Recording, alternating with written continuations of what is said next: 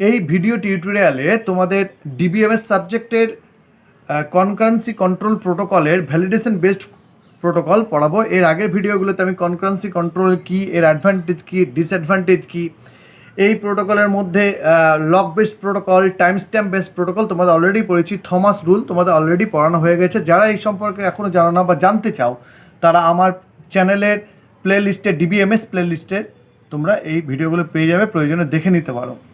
তো validation based protocol কোথায় use হয়? প্রথমে বলে রাখি, ভ্যালিডেশন বেসড প্রোটোকল ইউজ হয় যেখানে রিড বেশি হয়। ডেটাবেসে যে যখন আইটেমকে বেশি রিড করা হয়, তখন এই ধরনের প্রোটোকল নিরাপদ মনে করা হয় এবং ইউজ করা হয়। কি এই ভ্যালিডেশন বেসড প্রোটোকল? তো এই ডেফিনেশন কি, validation based protocol is type of concurrency control technique that works on the validation rule and time stamps. Validation based protocol একটা concurrency control technique, like time stamp technique, lock technique যেগুলো ছিল আমরা আগে পড়েছি।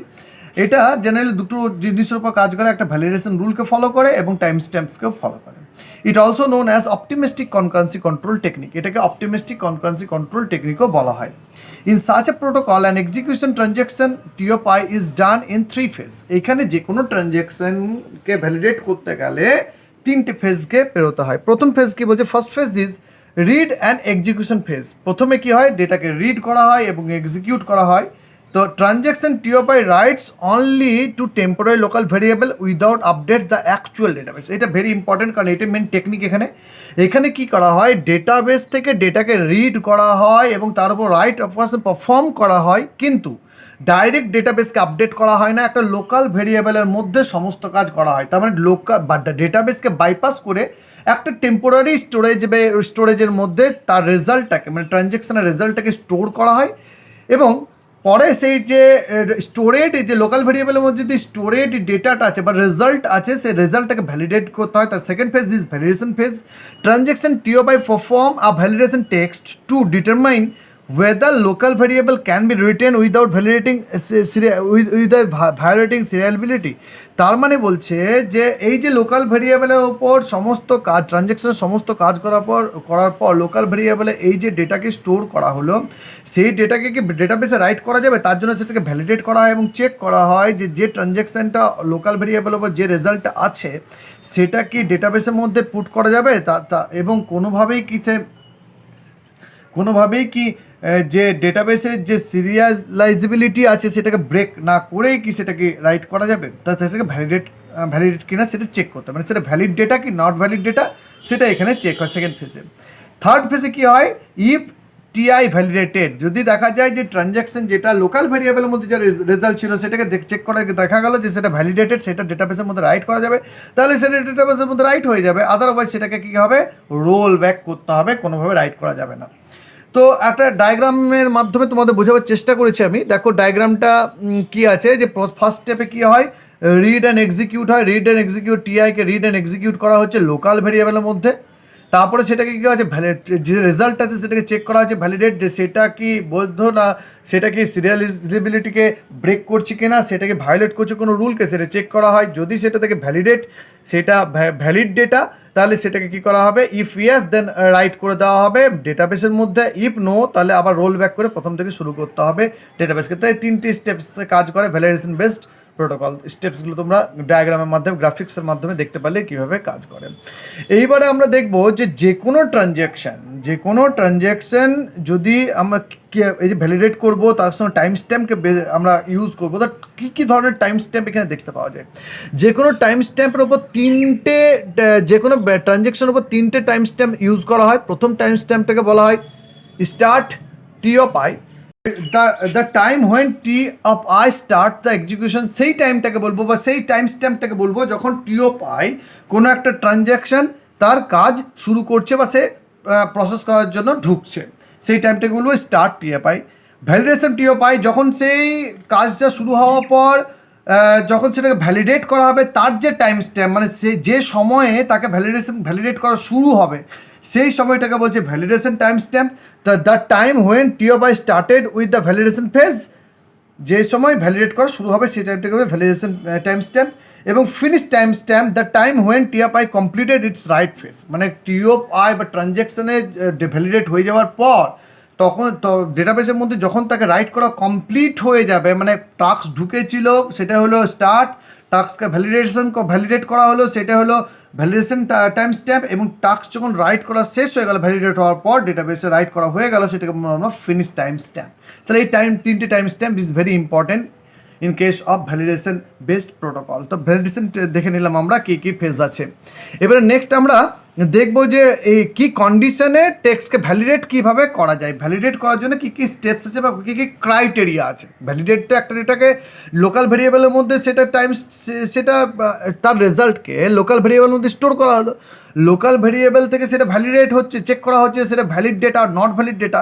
তো একটা data যেটা local ভেরিয়েবলের মধ্যে স্টোর হয়ে আছে সেটা ভ্যালিড অর ইনভ্যালিড, মানে সেটাকে ডেটাবেসের মধ্যে অ্যাড করা যাবে না রোল ব্যাক করা যাবে, সেটার জন্য দুটো ক্রাইটেরিয়া আছে। অনেক জায়গায় তিনটে ক্রাইটেরিয়া বলা হয়, আমি দুটো ক্রাইটেরিয়া বলছি। তো দুটো ক্রাইটেরিয়া আছে, সেই দুটো ক্রাইটেরিয়াকে চেক করে দেখে নিতে হবে যে সেটা ঠিক না ঠিক নয়। যদি ঠিক হয় তাহলে ডেটাবেসের মধ্যে করা যাবে, আর যদি ঠিক না হয় তাহলে ডেটাবেসের মধ্যে সেটাকে অ্যাড করা যাবে না। তো কী কী criteria? Finish time stamp of T of I less than start time stamp of T of J. যদি টি অফ আই এর ফিনিশ টাইম যেটা আগে ঢুকেছিল সেটা ফিনিশ টাইম যদি কম হয় start time of T of J যেটা পরে ঢুকে তার থেকে, তাহলে এটা ভ্যালিডেট বলবো আমরা। দ্বিতীয় কথা হলো যে start of T of J যেটা পরে ঢুকেছে তার যে start time finish of T of I, যে ট্রানজ্যাকশানটা আগে ঢুকেছিল তার ফিনিশ টাইম থেকে এর স্টার্ট টাইমটা কী হয়, কম হয়, তাহলে কি বলবো আমি যে start of T of J less than finish of T of I, এবং তার সঙ্গে সঙ্গে বলবো validation of T of J. যদি এই ক্রাইটেরিয়াটা ফুলফিল হয় তাহলে আমরা বলবো ডেটাবেসের মধ্যে ডেটা রাইট করা যাবে, ডেটা ভ্যালিডেট হয়ে যাচ্ছে। And the set of data item written by T of I does not intersect with the set of data item read by T of J, মানে T of I যে transaction যে data আইটেমকে right করেছে ডেটাবেসের মধ্যে সেটা যাতে কোনোভাবেই T of JK intersect করবে না বা বিভক্ত করবে না। Then validation succeeded and T of J can be committed, otherwise validation fails and T of J is abort. যদি তাই হয় তাহলে ভ্যালিডেশন আমরা কি বলবো ভ্যালিডেশন সাকসেস হয়ে গেছে এবং ডেটাবেসের মধ্যে ডেটাকে রাইট করা যাবে, নাহলে বলবো ডেটাবেসের মধ্যে ডেটাকে রাইট করা যাবে না, সেটাকে রোল ব্যাক করে নাও। এখানে এক্সাম্পলটা দেখো, এখানে টাইম দেওয়া আছে, টি অফ 1 টি অফ 2 করে টাইমকে ইন্ডিকেট করছে, একটা টি অফ আই আর টি অফ জে দুটো ট্রানজ্যাকশান এই সময় কাজ করছে কনকারেন্টলি। এইবারে আমরা দেখবো যে কন্ডিশনগুলো এটাকে ভ্যালিডেট বলবো কি না, আমরা এটা ভ্যালিডেট ডেটা বলবো কি না, মানে টি অফ আই আর টি অফ জে যখন ট্রানজ্যাকশানের মধ্যে যাবে তো টি অফ আই কি ভ্যালিডেট, এটা রাইট করবে, সেটাকে ডেটাবেসের মধ্যে অ্যাড করা যাবে কি না আমরা চেক করে দেখব। তো প্রথমে দেখো কি আছে যে ক্রাইটেরিয়াগুলো তোমাদের সামনেই আছে। Finish T of I, start T of I. First criteria আমি চেক করবো যে দেখো টি অফ আই এর স্টার্ট টাইম স্ট্যাম্প কি, T of I start time stamp T1, তাহলে এটা 1 স্টার্ট টি অফ 1 এটা 1, এবং এটা টি অফ 1 ভ্যালিডেট কখন করছে দেখো ভ্যালিডেট করছে টি অফ 7-এ, তাহলে এটা হচ্ছে ভ্যালিডেট করছে টি অফ 7-এ, তাহলে এটা 7, এবং এটা রাইট হয়ে যাচ্ছে মানে এটা ফিনিশ হয়ে যাচ্ছে কখন টি অফ 8-এ, তাহলে এটা 8 ক্লিয়ার হয়েছে। একইভাবে টি অফ জে রিড কখন করলো 2-তে, ভ্যালিডেট কখন হলো 9-এ, ভ্যালিডেট হচ্ছে 9-এ, এবং ফিনিশ হচ্ছে কত 11, দেখো 11 ফিনিশ হচ্ছে, তো 11। এই যে আমরা টাইম স্ট্যাম্প পেয়ে গেছি। এইবার আমরা চেক করে দেখবো যে এগুলো ভ্যালিডেট কিনা টি অফ আই। তো প্রথমে দেখছি finish time stamp of T of I, T of I finish time stamp কত 8, ওটা লেস দেন কি start time stamp of T of J, মানে 2 নো, তাহলে এটা হয়ে গেল ফলস, কোনো অসুবিধা নেই। তোমাদের মনে রাখতে হবে এই ক্রাইটেরিয়াগুলোর মধ্যে যে কোনো একটা যদি স্যাটিসফাই করে তাহলে সেটা ভ্যালিডেটেড, এটা খেয়াল রাখতে হবে। দুটোকেই স্যাটিসফাই করতে হবে এমন কোনো মানে নেই। প্রথমটা ফলস হয়েছে কোনো মানে, পরেরটা চেক করবো আমরা। পরে চেক করছি দেখছি যে start of T of J start কত, স্টার্ট হলো 2, less than finish of T of I finish কত 8, আবার less than validation of T of J validation হলো 9, তাহলে দেখো এখানে ক্রাইটেরিয়া কি হলো ট্রু হয়ে গেল, মানে এটা কি বলবো না আমরা ভ্যালিডেট হয়ে গেল মানে কি হলো ডেটাবেসের মধ্যে আমরা রাইট অফ পাশে পাবো। তাহলে এর থেকে তোমরা বুঝতে পারলে যে ভ্যালিডেশন বেসড প্রোটোকল কীভাবে কাজ করে।